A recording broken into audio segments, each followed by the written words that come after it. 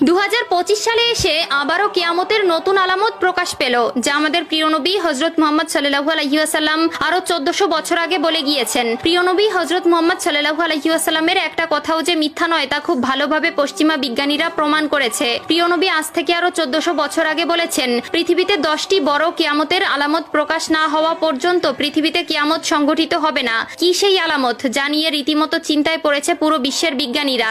আপনি যদি একজন মুসলিম হয়ে থাকেন তবে ভুলেও ভিডিওটি এড়িয়ে যাবেন না, কারণ আমরা আজকে আপনাদের জানাতে চলেছি প্রকাশিত হওয়া সেই কিয়ামতের আলামত সম্পর্কে। আর আপনি যদি আমাদের প্রিয় নবী হযরত মুহাম্মদ সাল্লাল্লাহু আলাইহি ওয়াসাল্লামকে ভালোবেসে থাকেন তবে অবশ্যই কমেন্ট বক্সে আলহামদুলিল্লাহ কমেন্ট করবেন আর ভিডিওটি শেয়ার করে দিতে ভুলবেন না, কারণ আপনার একটি শেয়ারে আরো অনেক মুসলিম ভাই ও বোনেরা কিয়ামতের এই আলামত সম্পর্কে জানার সুযোগ পাবে। তো চলুন বেশি কথা না বলে শুরু করা যাক আজকের এই ভিডিও। হাদিসে বর্ণিত আছে, কিয়ামত সংঘটিত হওয়ার পূর্বে পুরো পৃথিবী থেকে পবিত্র আল কোরআন উঠিয়ে নেওয়া হবে। প্রিয় দর্শক, কিয়ামতের নিকটবর্তীতার প্রমাণস্বরূপ কিছু আলামত প্রকাশ পাবে। এর মধ্যে কিছু হবে বড় আলামত, আবার কিছু হবে ছোট ছোট আলামত। ইতিমধ্যে পুরো বিশ্বে অসংখ্য কিয়ামতের ছোট আলামত প্রকাশিত হয়েছে।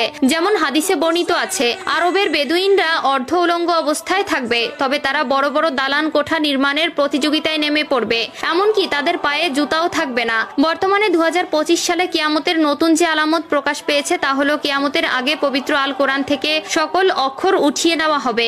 ইতিমধ্যে এমনই কিছু তথ্য প্রকাশ পেয়েছে। আজ থেকে প্রায় 1400 বছর আগে মহান আল্লাহ তাআলা হযরত মুহাম্মদ সাল্লাল্লাহু আলাইহি ওয়াসাল্লামের উপর কোরআন নাজিল করেন এবং আল্লাহ তাআলা ঘোষণা দেন কিয়ামতের আগ পর্যন্ত তিনি নিজেই তা সংরক্ষণ করবেন। আল্লাহ তাআলা পবিত্র আল কোরআনের মধ্যে বলেছেন, নিশ্চয়ই আমি কোরআন অবতীর্ণ করেছি এবং আমি এর সংরক্ষক। সূরা আল হিজর আয়াত নম্বর 9। কিন্তু এমন এক সময় আসবে যখন মানুষ কোরআন ভুলে যাবে। পৃথিবীতে এমন কেউ থাকবে না যে কোরআন স্মরণ করবে। তখন আল্লাহ তাআলা এই পৃথিবী থেকে কোরআন তুলে নিবেন। এরপর ইসরাফিল আলাইহিস সালাম সিংহায় ফুঁক দিবেন এবং এই মহাবিশ্ব ধ্বংস হয়ে যাবে। রাসূলুল্লাহ সাল্লাল্লাহু আলাইহি ওয়াসাল্লাম বলেছেন, রাতের অন্ধকারে কোরআন মানুষের বুক থেকে উঠিয়ে নেওয়া হবে, এমনকি মুসহাফের একটি আয়াতও পৃথিবীতে অবশিষ্ট থাকবে না। ইবনে মাজাহ হাদিস নম্বর 4050। কিয়ামতের আগে পৃথিবীতে কোনো মুমিন ব্যক্তি থাকবে না। কিয়ামত আসবে পৃথিবীর সবচেয়ে নিকৃষ্ট মানুষদের উপর।